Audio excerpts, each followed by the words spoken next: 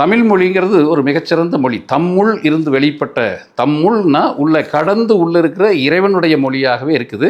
மற்ற மொழிகளையும் நம்ம சாதாரணமாக பேச முடியாது. ஆனால் தமிழ் மொழியை பற்றி தெளிவாக தெரிந்த காரணத்தினால பேசுகிறோம். இப்போ தமிழ் மொழியில் லகரம் இருக்குது. ஒரு லகரம், அதுக்கு பேர் சிறப்பு லகரம்னு சொல்கிறோம். ஏன் அதுக்கு அந்த ஒரு எழுத்துக்கு மட்டும் சிறப்பு கொடுத்துருக்கான்? ஏன் அந்த எழுத்துக்கு அவ்வளோ மிக சிறப்புனா, அந்த ழாவை உச்சரிக்கும் போது நாக்கானது உள்மடங்கணும். நாக்கு மேலெண்ணத்தை தொட்டு சொன்னால் தான் லான்னு சொல்ல முடியும். அப்போது நாக்கை மடக்கி சொல்லக்கூடிய அந்த லா ஏன் சிறப்பு பெற்றிருக்குதுன்னா, எந்த மனிதனும் அந்த லாவை நாக்கை மடக்கி லா சொன்னால், முறையாக சொன்னால் மேல்வாசல் திறக்கும்.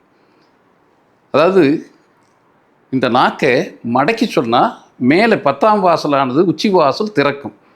அதனால் அது ஒரு எழுத்தை சொல்லும் பொழுதே மேல்வாசல் திறக்குங்கிற காரணத்தினால அதை வைத்து லம்பிகா யோகங்கிறத நமக்கு உலகத்தில் ஞானிகள் சொல்லி கொடுத்துருக்காங்க. அந்த அடிப்படையில் லா என்பது சிறப்புடையதாக இருக்கிறது.